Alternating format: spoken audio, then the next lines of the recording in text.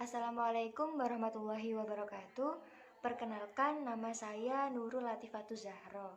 Perkenalkan, nama saya Hidayatul Laili. Perkenalkan, nama saya Wildan Alif Arfian. Kami dari kelompok 6. Di sini kami akan menjelaskan tentang proses pembuatan masker. Sebelum pada proses pembuatan masker, terlebih dahulu kita mengenal tentang apa itu produksi. Produksi adalah suatu kegiatan atau aktivitas untuk menghasilkan barang atau menambah nilai guna suatu barang untuk memenuhi kebutuhan oleh orang ataupun suatu badan. Orang yang melakukan kegiatan produksi disebut produsen, sedangkan barang yang dihasilkan dari aktivitas produksi disebut produk.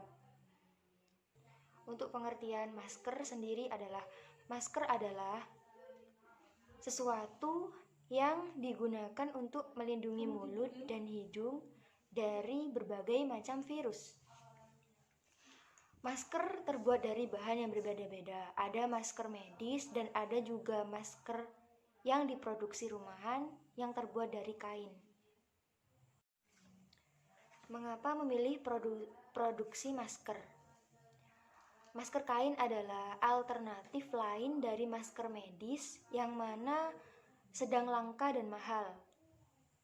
Menurut saya, masker kain adalah solusi yang paling tepat dalam merespon kelangkaan masker medis, karena cukup efektif melindungi kita dari paparan virus corona. Maka dari itu, kita memproduksi masker yang terbuat dari kain. Modal yang digunakan juga tidak terlalu besar dan bahan-bahan yang digunakan juga mudah didapat. Selain itu, dengan menggunakan masker kain, kita tidak perlu membeli masker medis, sehingga suplai masker untuk mereka yang lebih membutuhkan tetap tersedia. Masker kain juga dapat digunakan berkali-kali dan mudah untuk dibersihkan, sehingga kita tidak menambah pencemaran lingkungan. Dengan produksi masker kain menjadi peluang penghasilan tambahan di tengah situasi ekonomi yang cukup sulit akibat pandemi corona, dan membuat kegiatan di rumah saja menjadi lebih produktif. Oke, di sini saya akan menjelaskan tentang proses pembuatan masker dari alat, bahan, dan langkah-langkahnya. Alat yang dibutuhkan saat membuat masker ada 4, yaitu yang pertama gunting, yang kedua mesin jahit, yang ketiga alat pemotong kain, dan yang keempat setrika. Bahan yang dibutuhkan yaitu kain katun Jepang, karet, filter, dan kain masker.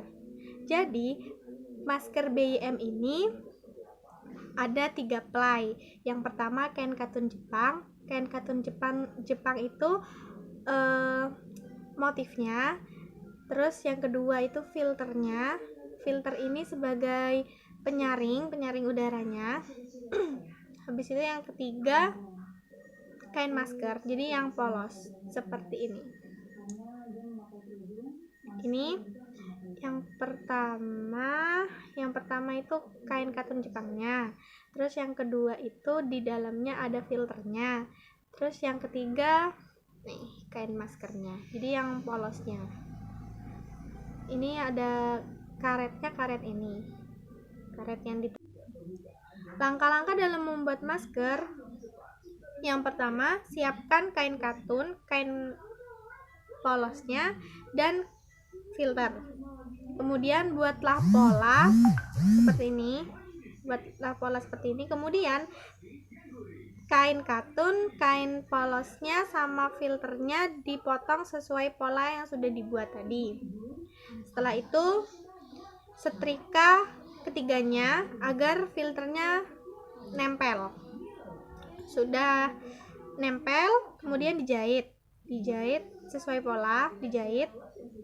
Tapi disisakan, tidak semua dijahit karena disisakan sedikit buat ini karetnya. Jadi satu, Pasanglah karetnya ini di sela-sela masker tadi, kemudian dijahit lagi. Jika sudah selesai, dimasukkan di plastik agar terlihat rapi. Contoh masker yang sudah kami buat seperti gambar di atas.